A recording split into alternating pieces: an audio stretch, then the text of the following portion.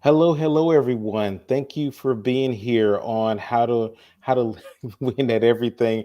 I got my buddy here, actually a good friend of mine from LinkedIn, George Elerick, and we're going to jump right into a conversation about how to win. And today it's going to actually be our special because this is our season one finale. This is all about how to overcome ourselves and how to win at that. So let me go ahead and start with my intro here, and we will jump right on into it.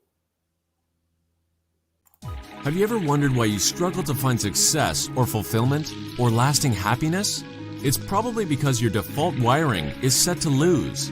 The How to Win at Everything podcast looks at real people who have struggled with the same insecurities, fears, doubts, and expectations and found a way to succeed. Why? Their brains are rewired for success. We dive into their thought patterns to show you how to rewire your own brain to win at everything.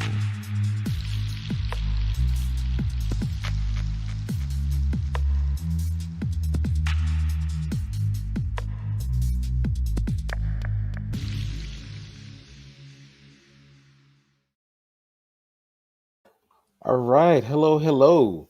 So Oh, my buddy here, George, is a behavioral scientist. This is one of the things where we actually met up on, and one of the things where we were actually able to really jump into some really great conversations.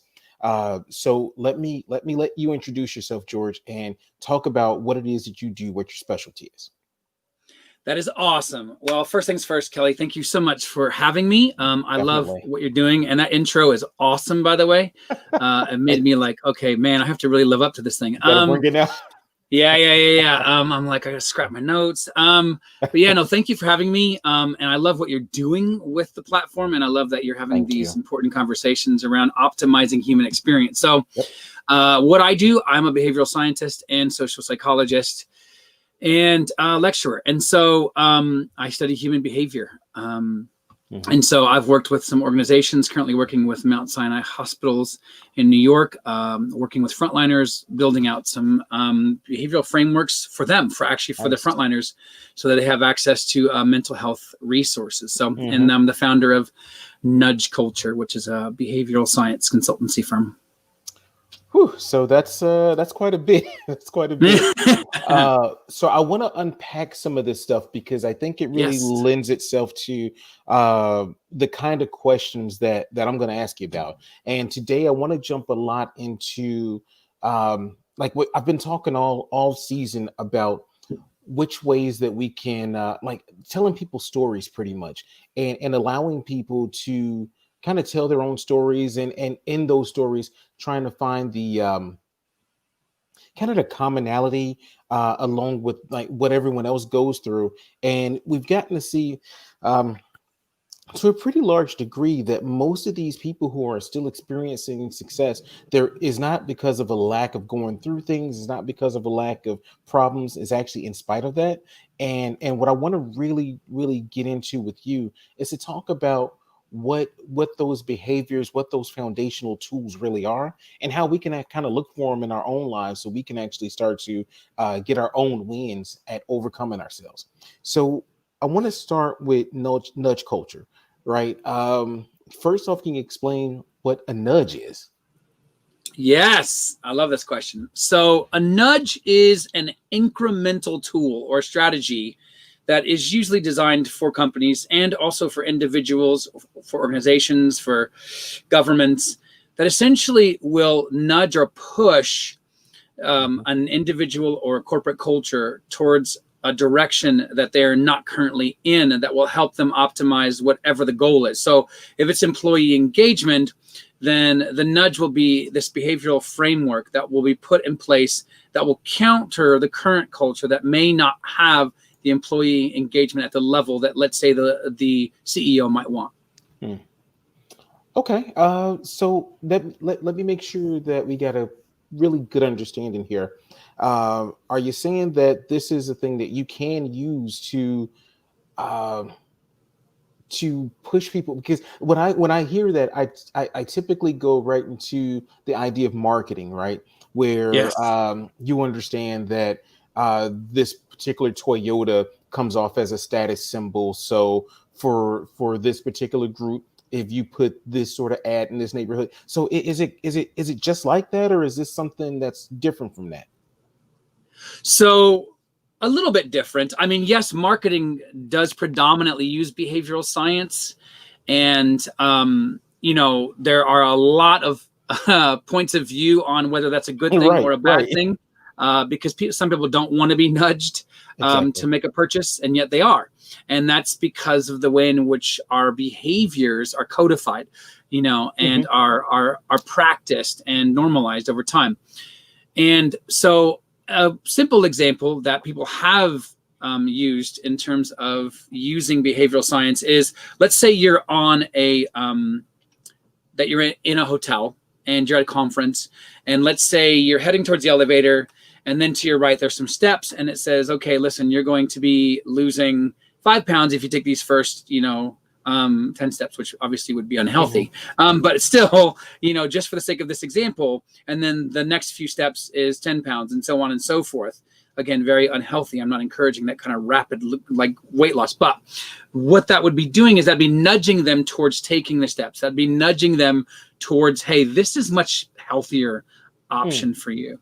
And so, nudge is all about trying to optimize your environment. So to let's say another example. How about if you're okay with this? So this is a more personal example, not for me, but for anybody else who's interested in, let's say, doing fitness, which seems to be huge right now. And, people are very interested in that. And so one of the things that you can do is create your environment that nudges you towards, let's say, to start a jogging routine.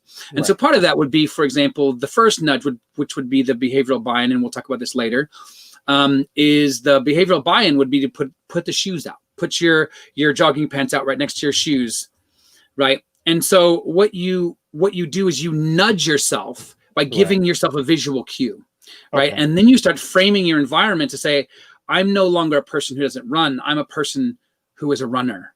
So then you're now creating the habits and the steps that will get you to the point of being motivated enough to get up and do what it is you want to do and complete what you want to complete. So Jason Leibowitz asked this question, and I had a very similar one. So are we talking about behavioral modification? Actually, let me just pop it on up there for you. Are we talking about behavioral modification?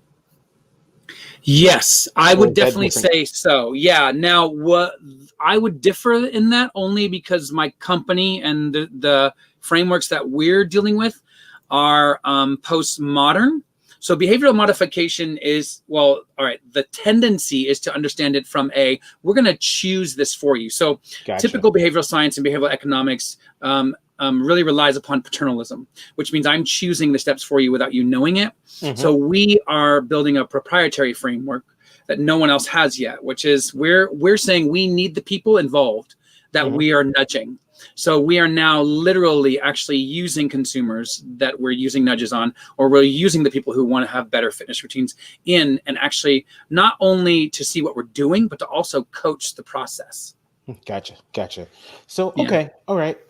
Now, does this work in a way where, because I think the place where it becomes really important to all of us is as individuals is to say, is there a way where I can nudge myself? Like you mentioned, putting out putting out your clothes for working out that next day, that sort of thing. Are there tools we can be using to do this for ourselves? Yes. Now, if you're okay, could I take one step back and then talk about, because I think if I understand this right, what we're asking is really, how can we use behavioral science on an individual level to increase motivation? Is that right? That's definitely the case. That's definitely okay. So could we demystify some of the myths behind motivation? So, for example, I think when we speak of motivation, we talk about it like it's a unicorn. It's somewhere out there. We'll eventually have access to it, and we'll occasionally have moments of motivation. Or, it's something that's eternal. We'll always have access to it. And then sometimes people even define it in such a way where motivation is almost different from discipline. Now, the way in which I have understood it and the way in which the research that I do around motivation is that motivation and discipline are embedded within one another. There's no separation between the two, because a lot of people are literally asking questions about how can I constantly motivate myself? Sure. Well, part of that process is instilling within your own mindset the need to be disciplined. Now, our culture hates that because discipline sounds like control. That's right. Discipline sounds like we are giving up our agency, our freedom, right? But when we're choosing it, when we're choosing that discipline as a way in which to better ourselves, I think part of that also includes us changing the narrative around it. So changing our identity with it and changing the resistance. And part of that is literally, what's the story that you're telling yourself around about yourself and about your limitations when it comes to, let's say, weight loss, or, you know, becoming a better employee, or enjoying your work, or what, or having a better marriage. So I think, you know, one of the first major steps is to demystify these myths that we've accepted for so long, that, for example, you know, myth is this well that we go to and we constantly are dipping, you know, into and relying upon. But I would say motivation is also a choice rather than this emotional moment that comes and goes. Okay. So let me back it up just a little bit then, because I want to be sure that everyone listening has a good idea and understanding here. And this is why I make the comparison with marketing, because just like you said, a lot of people feel like we are kind of giving away control at that point. But what we're talking about right now is you having control and you actually making a choice to be nudged, or to nudge yourself, that sort of thing, right? So we are talking about stuff that behavioral science in a way that means that I want to get better at XYZ. I'm going to implement or put in place ABC to do that. Yes. Is that correct? Okay. That's exactly it. All right, it's good, because I want to make sure we differentiate the two so that it's understood that we're not talking about being Manchurian candidated over here. We're talking about, you know, we're talking about actually how do we get better, right? Yeah. Okay, so now that said, I know when we talked about this before, you had a post and it was talking about motivation, and I really want to get to really the root of how each of us as individuals can take that choice, because how many of us have gone New Year's Day like, man, I'm gonna work out every single day, and I'm gonna stop smoking, and I'm gonna drink less, and you know, by January 3rd we're like, God, I'm a failure. When I've been interviewing all these different people on the How to Win show, what I'm getting is there are so many people who have all of these situations that you would consider, if these people were to say, yeah, I'm a drug addict, or I'm an alcoholic, or I suffer from this or that, you're not surprised, and you almost give them an out to say, well, yeah, because you went through this or that.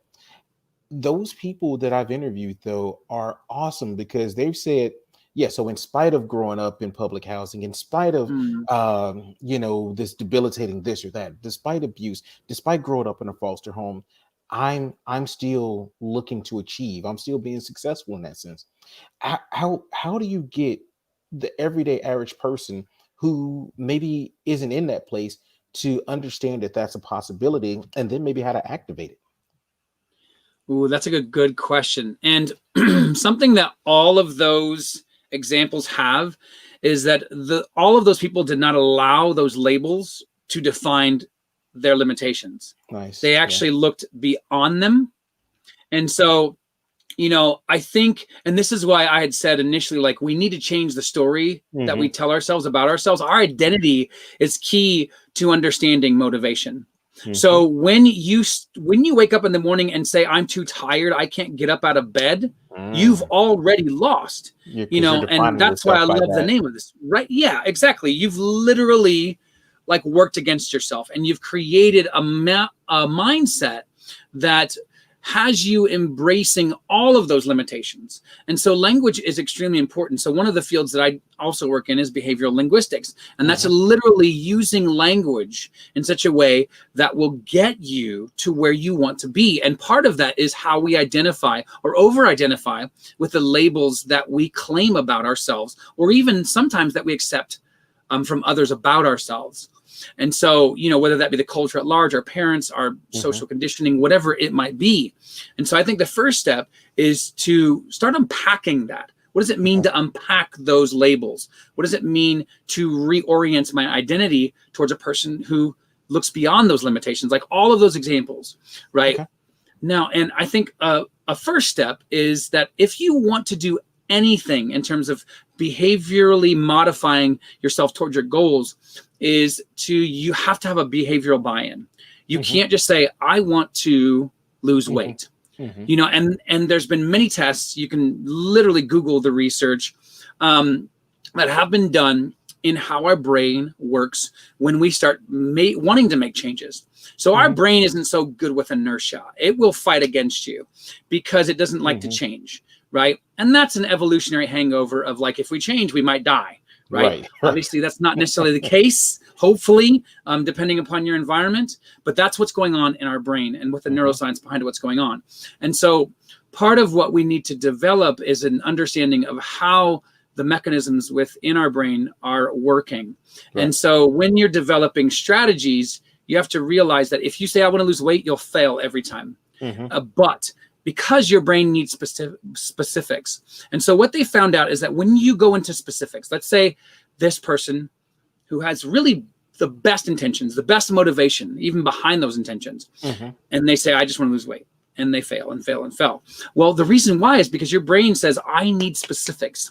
I want to lose 10 pounds in the next 2 months or whatever it is realistically, right? Then your brain will literally activate what is referred to as the reticular activating system that will go out, and it kind of works like a heat-seeking missile, and will go out and looking in your environment for reasons to defend and support what you are saying.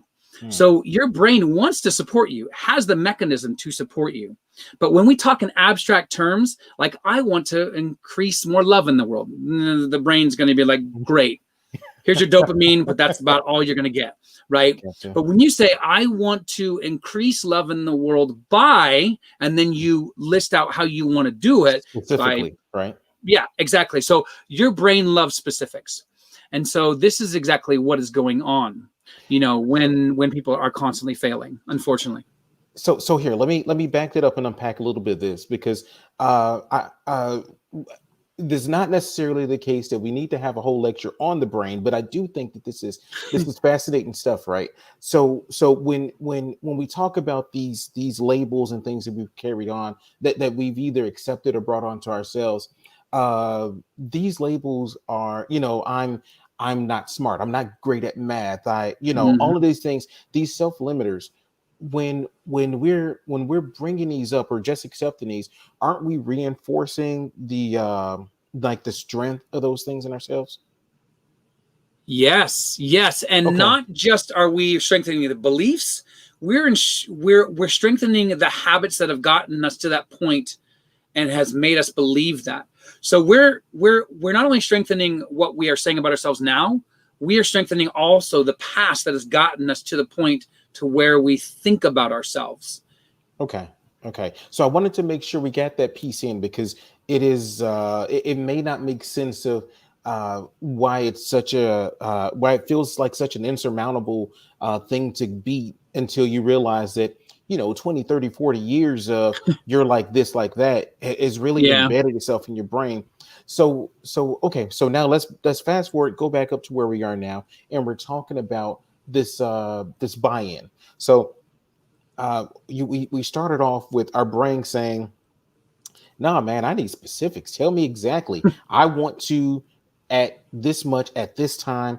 And I think a lot of us have read that research where it says your brain talks in specifics, so you need to give specifics. But now, what do you do for the person who is just, because this is what I run into as a coach a lot. People don't know what's wrong. They don't really know where there's they don't feel right. They don't feel like they're getting to their goal. They feel like they're failing. They don't feel the purpose. They don't feel fulfilled.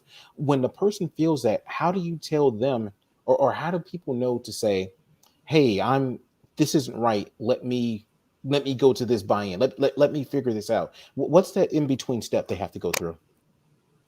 Well, that's a great question. So I think if if people are looking for kind of a stopgap in between that like first step buy-in and accepting the narrative that they're currently in, Right. I think some of this is going to be ideological, which means it's Mm-hmm. going to come down to the person, but Mm-hmm. then hopefully I'll lead that to a practical as well. And this is something that I think you and I have talked about previously. How do you get people from there to there? Right. Well, one is awareness. Like, I mean, this is the ideological component. People have Mm-hmm. to be fully aware of what is going on. And sometimes for some people, that means they've got to hit a wall. They've got to hit their limits first, Gotcha. right? And then they've got to come to that point where I need something different. This isn't working, right? This is like, the person who's struggling to pay rent and they're like, I'm tired. I'm done. Like, doesn't make sense anymore. And I can't figure out why this is happening. Right. So when we start using that language, that's actually hopeful language. I know that's hard to hear, but it's actually saying, okay, I've got to now think at another level. It's kind of like what Einstein said, right? You cannot meet a problem where it's at. You've got to rise above it and think above it. You have to think of it at a different level and not respond to it and react to it. And so for some people to actually have that stop back, some of them will have to go through that. And then for those that may not have those types of circumstances, it's going to be choice. It's going to come down to, I want to change, right? Now, you're going to also, here's maybe practical steps. Let's say that you're having a hard time, and we're going to go into cheesy territory right now, but some of the things that you can do if you're in that kind of like gap and you're like, I can't figure out how to get here. Yeah. Start using quotes. Start flipping posters up like when you were 14. You know what I mean? Like motivational posters. Ask your friends to keep you accountable, right? So you start talking about your goals out loud.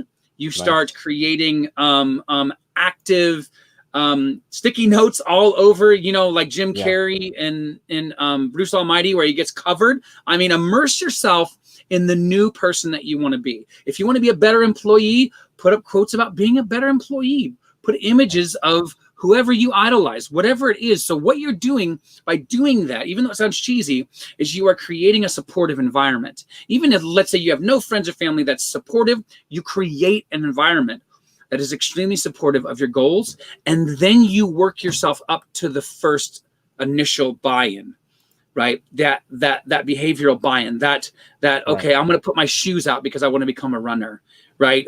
I'm going to go buy gym gear because I want to start, joining the gym. I'm going to put a penalty jar every time I eat a chocolate chip cookie, right? Or whatever it is, where you create something behavioral in your environment, right? And so that would be, to me, the stopgap is, one, realizing that you need to change, two, making the choice that you need to change, and then three, you need to get people in and around you to say, you know what, I believe in you, and if you've asked for my help, I'm going to back you up on that. Whew. All right. So we got a lot of pieces here, right? The first piece that really like draws me in as far as how I view the world is the choice portion. Because what I realize is that in everyone I've talked to this season, it's been a case where I talked to Violet Rainwater. Violet said, now she's been super successful, right? $700,000 a year successful. And Wow. she's like, at a certain point, I was poor, and I was the Russian immigrant during the Cold War. People aren't friendly to me. We immigrated into the US in the 70s or 80s, and there are all these things like that are just stacked against her, and dealing with her family having mental illness and things like that, where she has this almost aha moment where she says, I'm going to choose. And to me, that is not a all at once sort of aha moment. It's kind of like a buildup, because if you look at the idea of her saying, what she initially did was she said, well, we're poor, so I want to address that by making a lot of money. And she did that. She burned herself out. And my dad had mental illnesses, and I was never good enough. So she became a perfectionist and a workaholic and that Mhm. sort of thing. And it drew away from all of these things. So I love the idea about making a choice, but is it the case that this, like, from a behavioral point of view, are you seeing this as a one-time aha moment, or are you recommending or saying that people need to build this over time, or through some sort of process?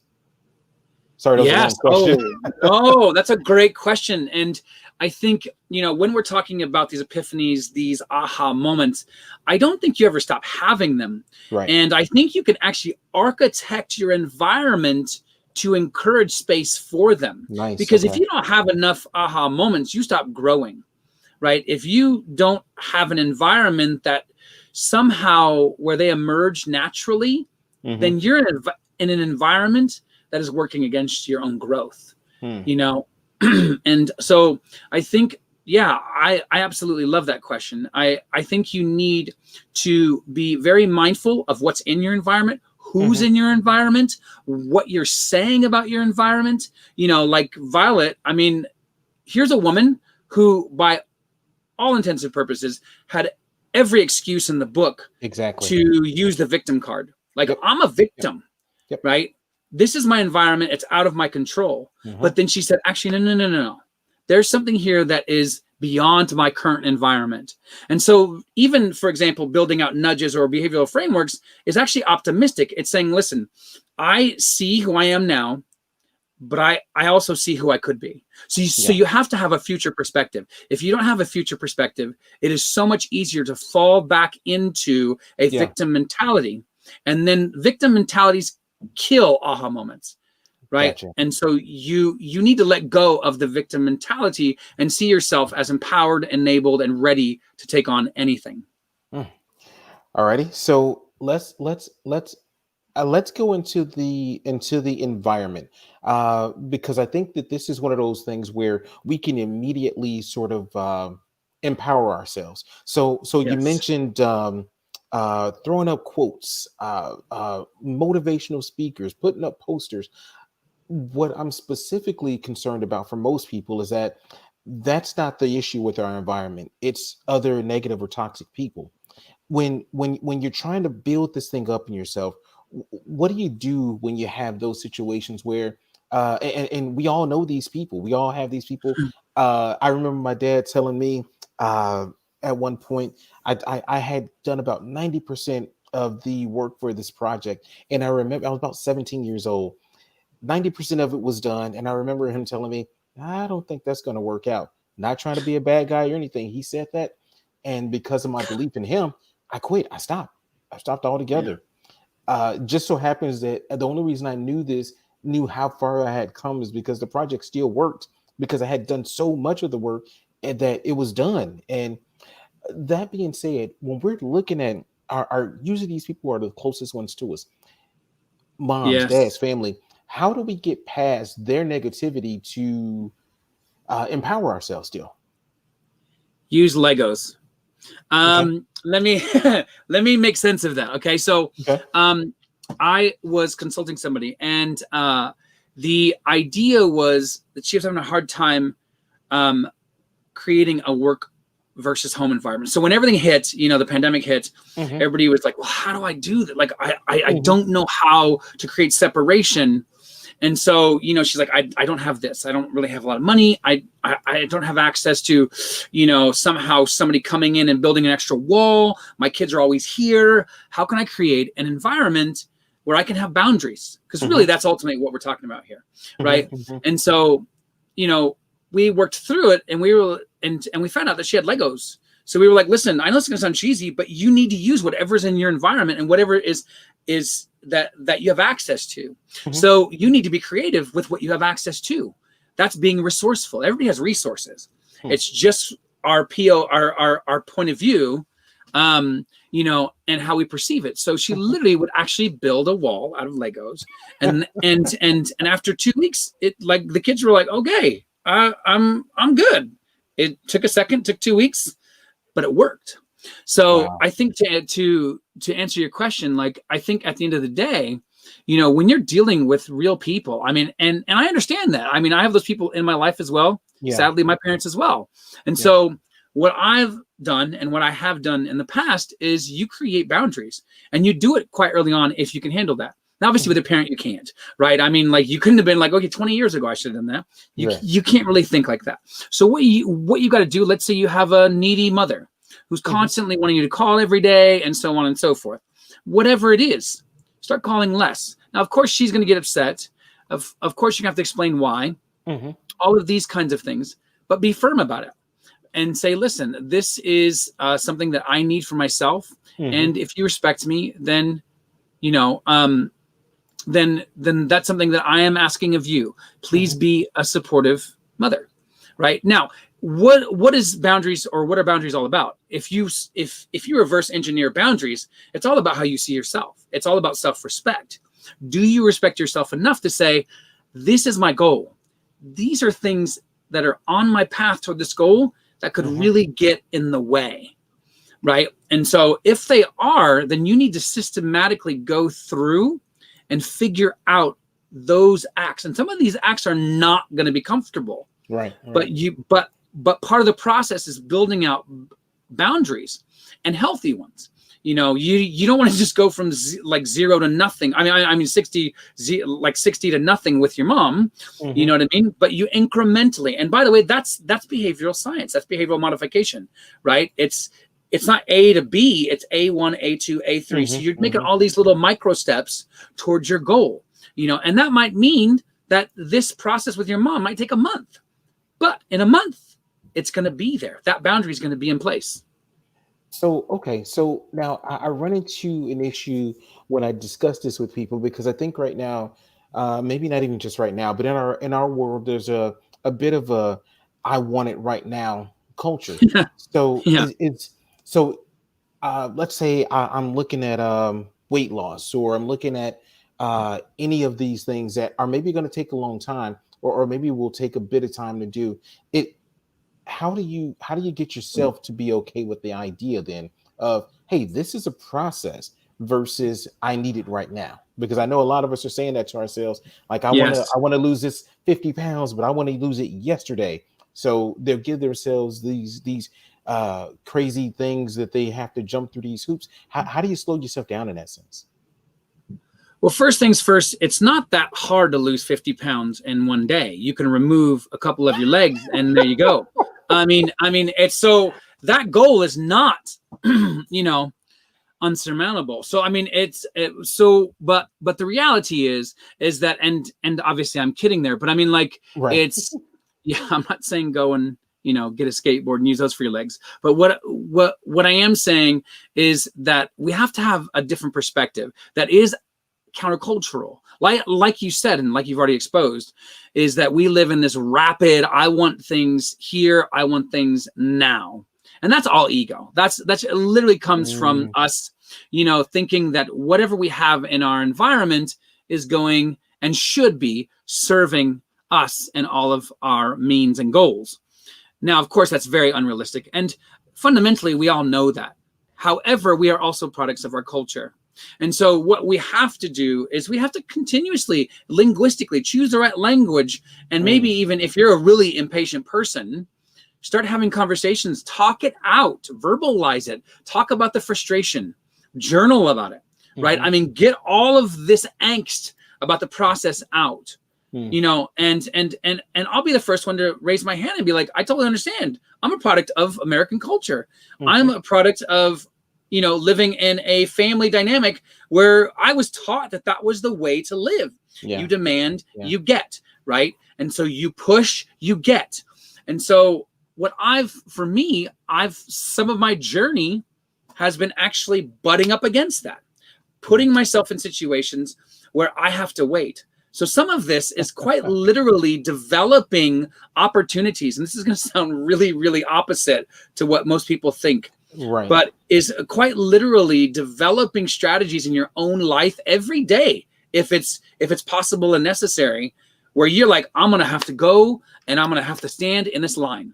I'm going to go and I'm going to drive and slow traffic. I'm going to purposefully drive behind a woman or that sounded very gender specific. What I meant is, and I really didn't mean to say that. I What I know, I was know. really going for, like somebody 80, 90 years old, it could be male or female, anybody, right, that is driving slow. So Sure. put yourself in situations where that muscle of patience is constantly being flexed. And if you don't, you're going to just be a product of the culture, and you're eventually going to be a zombie who just supports this rapid, unhealthy culture that is, I want what I want, and I want it now. So it's funny that you bring this up because I literally was in traffic today, and I'm in Chicago and I'm heading to the downtown area, and there's almost this now. I took the day off to do nothing but just relax with my wife and my son, but I That's took the awesome. day. And I have nothing to do until we were going to do this evening, but it's like 12 o'clock. So I got several hours. I'm in no rush. I found myself, as soon as I got on the E-way, I found myself like swerving in and out of traffic, trying to make sure I got the best path to get there quickly. And then I had to actually stop and think, oh wait, there's something that's triggered by me hopping on this E-way. I'm supposed to get to work fast. And very interesting, because what it really kind of speaks to is this idea that we're programmed one way or the other. And Yeah. what we're talking about, what we're talking about right now is actually reprogramming ourselves and actually making a choice in this programming. Now, with that being said, we kind of talked about this before. We were kind of going over this idea of there's no our societally there's a big push for pretty much for us to have everything when we want, for everything to be virtual there for I know Jason Leibowitz is one of these guys. He's actually saying, hey, let's be better to each other over the convenience of our technological world.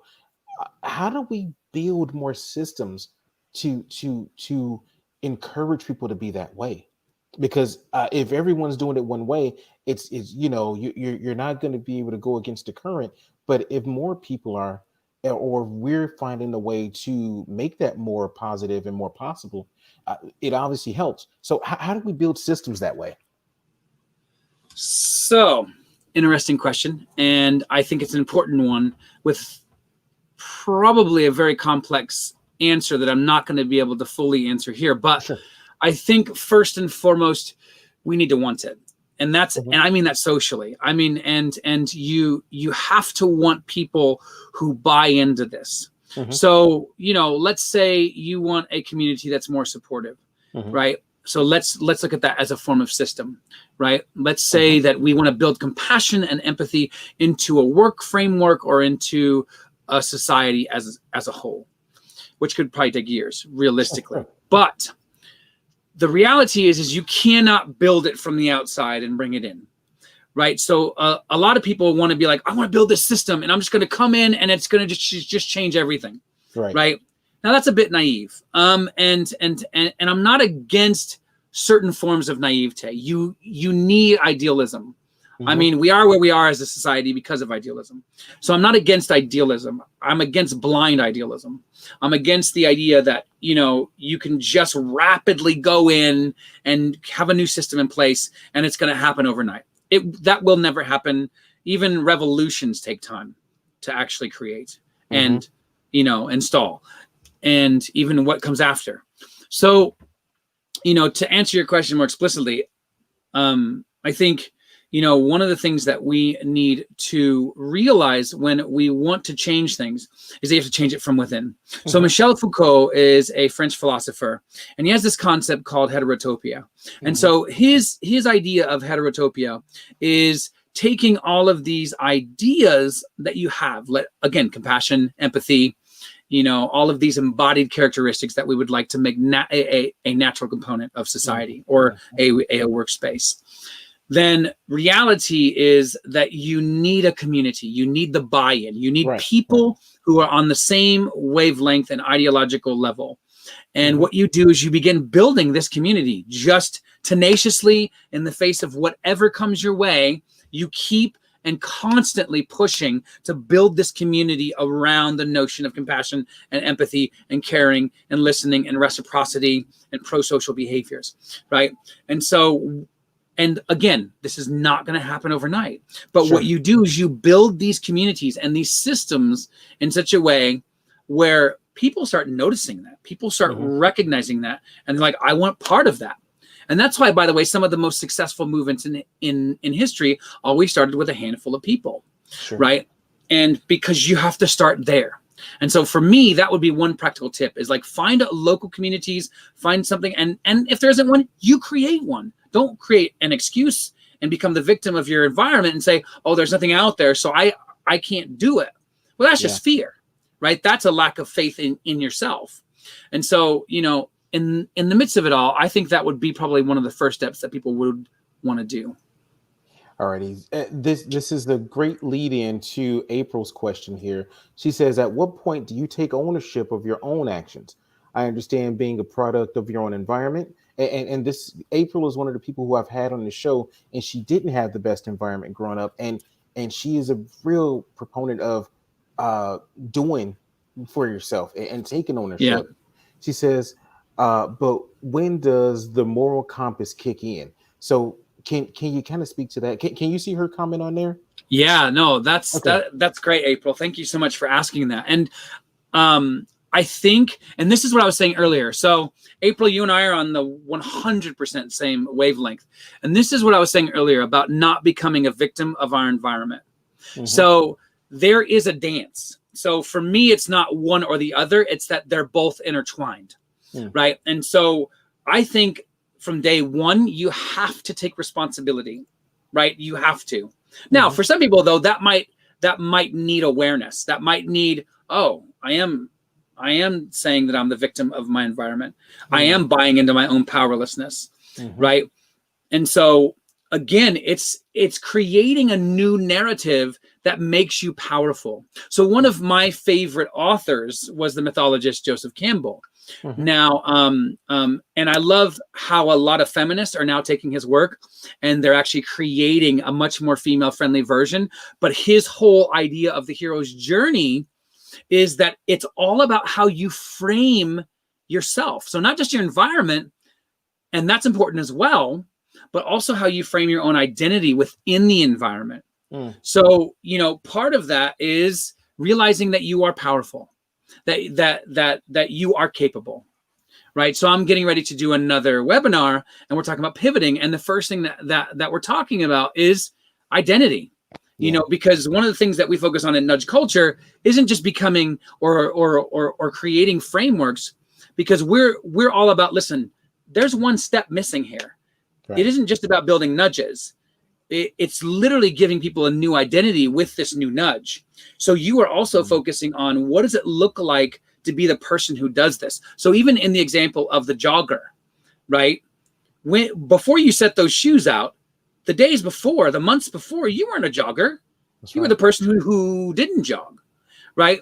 So when you set up your environment, you're not just, you are giving up that victim mentality already. So it's a moment of liberation. It's a moment of emancipation. It's a moment of stubborn will and saying, I may not feel like this at 6 a.m., but I'm going to do this because I'm committed to this, right? And yes, is the commitment going to wane? Is the motivation going to come and go? Sure. But your new identity says, this is who I am. So then if your new identity says, screw you, victim mentality, I am now a powerful, capable person, and my environment will not have the last word, then I think then you have created a new hero's journey where you are truly the hero and not the victim. I like that so much. Let me also speak to this, April, because April and I have had multiple conversations about this, because we both believe so strongly in this idea of accountability. I love the Spider-Man quote, with great power comes great responsibility. I changed it up because I don't believe that that's 100% accurate. I think with any power comes responsibility, because I think just with the power to choose, you automatically affect the rest of the world. So when I hear April's question about when is it when do you take accountability for your own actions? Like when does your own responsibility kick in? I agree. I think that is immediately. But not only do I think it kicks in immediately, I think it kicks in on all the levels that we don't consider initially. Yeah. So it's not just I want to be a part of the Black Lives Matter movement, or I want to stop, I want to stop sexism in the corporate world. It's all of these tiny, tiny little things where you are making Yeah. choices. And I believe that that's what builds you into that person who becomes powerful in your own right. That, like, I believe that's what makes you empowered, because there is a basement that I won't go beyond. There is a height that I'm trying to reach. And each time I make those tiny, small choices to say, um, being a guy, you grew up and you hear, well, you're supposed to date as many women as you can and sleep around and blah, blah, blah, and never mind about how someone else feels, because they're an adult too, blah, blah, blah. And it wasn't until I started to understand that it doesn't really matter if this person was into it the same way I was, or how mature or old enough and all of that. That's not the part that counts. What counts is that this is another human being, and this became a barrier for me. So I was much Yeah. more willing to like get married and have a monogamous relationship, because at that point I realized that my actions are going to affect this other person, and it doesn't matter if they ever show me that they didn't like it, or that they were hurt. I have a responsibility to give the best portion, the best version of myself to everybody. And I got to tell you, I feel so much more empowered at this point. So before I wax on about this, let me No, let it's me great. let me get your idea about that, because we've talked about building communities and that sort of thing before, but I'm really concerned about each one of us having our, kind of like April was talking about, being accountable enough to say, I'm going to be the person who does XYZ. Is it just that simple? Is it just us making a choice? I mean, isn't that all we are as a nation, as a world, a collection of individuals? So, or is it just too naive to consider that each one of us making a choice is enough? So interesting question as well, and comment. And I loved your comment as well. And so let me talk a little bit about the neuroscience of I am. Okay. And that sounded weird, but they've literally done MRIs and on people who have made claims about themselves. Mhm. I'm a doctor. I am poor. I am rich. I am a university lecturer. Now, what's really, really interesting is in each MRI, what they found is that once that person made a claim about themselves, it was as if the same areas of the brain that lit up were basically as if they were doing that thing. Meaning there wasn't a separation between the identity claim and if they were actively doing what Doing they it. were doing, Yep. right? So you making a claim about yourself is making it reality without you ever realizing that. And so, right? And so you almost, in one sense, you invent and architect your reality. You will literally create a reality that does not support you if you Mhm. believe that. And I know this sounds a little bit woo-woo, and I'm not trying to go there, but I do think that Go for what it, we buddy. say, right, has an effect on how we interact with our environment. Hmm. If we're constantly looking at the pandemic and we say, I'm on quarantine, I'm always on lockdown, I can't do this, I can't do that, right? Then you are building an environment that ensures all of those claims are true, right? And so I do think it's extremely important how you speak about your environment and what you say about your environment, but also what you say about yourself in that environment. So that quote from Peter Parker, I would even invert it and say, with great responsibility comes power. Because when you choose your responsibilities, and those responsibilities could be time wasters, Yeah. right? Or they can be things in which they build you closer to your goal. Those also come with power because they instill within you the power to then become what you just said. It's that Yeah. self-fulfilling prophecy, Yeah. right? And so my question to everybody is like, what are you speaking about when you speak Mm-hmm. about yourself? What are you Mm-hmm. speaking about when you're interacting with others and within your environment? I think it's so crucial that we become fully aware of, beyond the woo-woo stuff, that our Yeah. brain works not always for us. And so Okay. that means we need to be actively and proactively There you go. Yes. engaging within our own identity, and then also altering it to actually create new patterns that actually lead us more and closer to our success and who we want to become.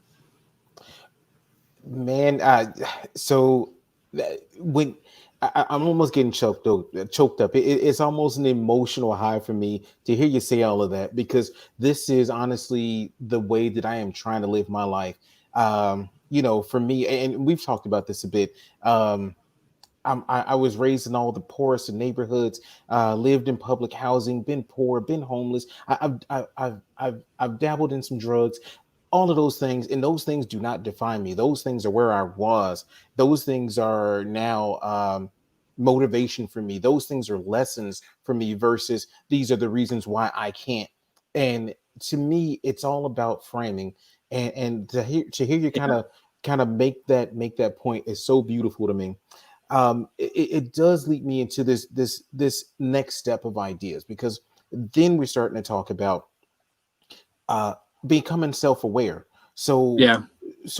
we're our framing is based on whatever thoughts we have of ourselves, and our self-awareness really either helps or hinders that. So how do we become more aware of the places where we're doing a great job understanding ourselves, and the places where maybe we're limiting ourselves by the way we think of ourselves? Yes. Well, and here's the thing. That's such a great question, and it's not an easy one. Right. Because I think it's a question that everybody wants here's the 5-step answer to Yeah. this, Yeah. right? And I'm not sure there is one, because every one of our brains and every one of our our experiences of our past and even current Hmm. environment Hmm. are all different. So let's use the word epiphany or aha moment. What brings us all to our aha moments? Hmm. You know, if there's a universal framework, if there's something, right? First step, curiosity. Sure. You come at life without curiosity, you're dead already. I don't Hmm. care how much you're breathing. I don't care how much money you're making. It doesn't matter. Curiosity, or what has become a fad now, is the growth mindset, right? Sure. Is you have to turn your perspective around, and rather than saying life is happening to me, for example, it's happening for me, Hmm. Hmm. right? And so it's a completely different perspective.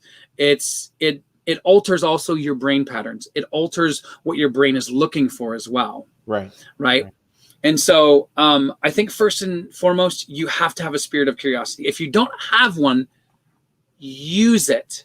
Use and create moments for these epiphanies. Hmm. Use and architect your environment. In fact, the neuroscience is coming out with proof that you can create aha moments. So, because there's the dopamine, there's the epinephrine, Hmm. right? The Hmm. adrenaline, there's the serotonin, the feel good chemical that's like, I figured this out. But part of that starts where we enter life, we enter work, we Yeah. enter our marriage, we enter new friendships with curiosity. We Sure. don't enter it with like, I'm going to get something out of this, right? And so, you know, if that's what guides you, that's what's going to guide you. Mm. Curiosity is open to your environment, right? Open to what is coming to you. Okay, so let me ask this then, because what feels like a serious counter or juxtaposition to the idea of curiosity is fear, because that's Yeah. the reason not to be curious, the reason not to explore, the reason to not look inside. So let's skip right over the idea of if we know we're fearful or not, because I feel like that'll take forever to go through. But if you're fearful of seeing that thing, I just read a quote by it was a Harvard Business Review report. They were saying that about 95% of people say that they are self-aware, when in fact only about maybe 10 to 15 people really are self-aware. So that being said, how do you conquer the fear of something new, of your inadequacy, of whatever that stops you from being curious? Oh, that's good. And I don't think there's one methodology. I will share with you what I know about and what I've been studying about fear. Of course, what happens with fear, we all know this, but some of the neuroscience behind it actually has shown that what happens inside is what happens to a deer who's caught in the headlights. Sure. So quite literally, we get into this like, I don't know if I should move, run, or, or look constipated, like whatever it is, and some of that is, our evolutionary hangover, right? Fear was always a tool. Fear wasn't a negative thing. Fear, helped us stay alive. Helpful. Like, hey, that wind over there might be the wind, or it could be a very hungry saber-toothed tiger, right? So we had to make these rapid decisions, right? But the problem is now it's not. It's more, am I going to be able to pay the bills? Am I going to get yelled at by my boss? Am I going to look like a fool if I ask this girl out publicly? Whatever the scenario is, fear tends to be wrapped up either in a future what-if scenario, like effective forecasting, which I talked about in my TEDx talk, or wrapped up in the past environment that we've already experienced. Right. I can't really talk to my dad about that because last time I talked to him about this, he got really angry. So we're constantly wrapped up either in the past or the future when it comes to fear, right? If you lock yourself in the present, what do you have to be afraid of, right? So I think that's one of those keys to be fully aware of why we are fearful. And one of the more, I would say, utilized strategies within psychology when it comes to overcoming fear, and this is the one that most people hear about, is the exposure effect, and that's putting yourself through something that you fear, right? Obviously, if you fear jumping out of a plane and seeing if your backpack falls off, I'm not saying that. Don't throw out your backpack. Yeah, exactly. So this is very behavioral modification. You incrementally, you don't go from, I am afraid to go skydiving to skydiving. You just don't do that, right? Some people do that and it works out great. Most people end up with PTSD, right? Increasing your trauma, Yeah, exactly. And so what you do is you want to give yourself like, okay, I fear rejection. So I'm going to put myself in a situation where I have a loved one who I'm afraid of getting rejected by. So I'm going to ask them something that I am typically afraid of asking, right? And then, by the way, usually when people actually do this, what they're afraid of actually ends up being something that they shouldn't have been afraid of in the first place. And even if rejection comes, you're still here. You haven't died. I had heard this practice, and it's become popularized, but it's been used for like hundreds of years, and especially by monks. And the anecdote goes like this, that there was a conversation between a man who went to go see this monk, and they had this conversation, and the guy was like, I don't want to do this. I am worried that my family will reject me. And he goes, well, do you want to do this? Like, is this something that you're passionate about? And the guy said, yes, but I'm way too afraid of rejection. And so the monk says, listen, what I want you to do is I want you to stop thinking about that for a second. What I want you to do is I want you to focus on yourself 80 years from now. I want you to think of yourself from 80 years from now. Now, imagine yourself aged, wrinkled, old, whatever things that you're dealing with. And then looking back on this moment, would the 80-year-old version of yourself be concerned about what happened in that moment now? Most likely not. And so that was one of those things that I think, or one of those tools that people can use is like, listen, perspective is all about seeing the bigger picture, right? Not always focusing in on what is happening in the moment. Giving yourself that much wider perspective and embracing your new identity within that perspective is going to alter how you live your life. Man, I hate to say it, George, but we're at time. It goes so fast. Yeah, no, this has been great. So A couple of things. I want to make sure people know because you are awesome, man. Like every time we've talked, it's always a million different things that we go into because it's Yeah. just it's always so robust. So let me Thank make sure that people know where they can reach you if they have questions, if they want to see some of the research you're doing, some of the work you're doing. Yeah. So I am almost done with the website. It's going to be about 2.5 weeks or something like that. That's going to be at nudgeculture.com. Hmm. And that's where you can get us for any type of consulting. I mean, whether it be corporate, prisons, schools, governments, we worked with them all. We've worked with the United Nations. We're working with Mount Sinai, like I said in the beginning. So we work across all areas. It's inclusive of personal coaching, but Yep. that's going to be one of those places. The main place right now is where, for example, you and I met, which was LinkedIn. Yep. You can hit me up there. Either make a comment on one of my posts or direct message me. You can get me on my email, which is thejourneyalive@gmail.com. Thejourneyalive@gmail.com. Yep. And yeah, those are the three major places where I think I would love to connect with people. All right. I want to thank you so much, George. This is obviously the season finale where we're covering all of the stuff about overcoming yourself. So And yeah, so I mean, like basically, if you guys have any questions or any comments or any addendums, yeah. go right ahead. I just want to mention you can always catch up with George on LinkedIn. George, thank you again. I was just going to mention this is the season finale of How to Win at Everything about overcoming yourself. So we will be week after next on Monday at 7 p.m. Central. We will be back and we're going to actually start conquering some other things to overcome. George, thank you so much for your time, my brother. If you stay on for one moment, I'm going to go ahead and end our broadcast and I will talk to you backstage.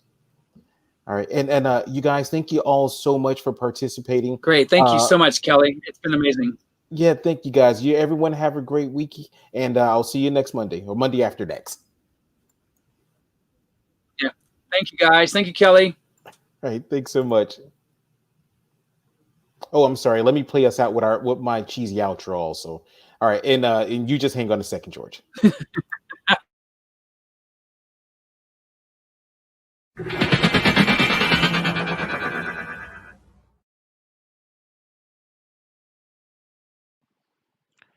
Ta-da!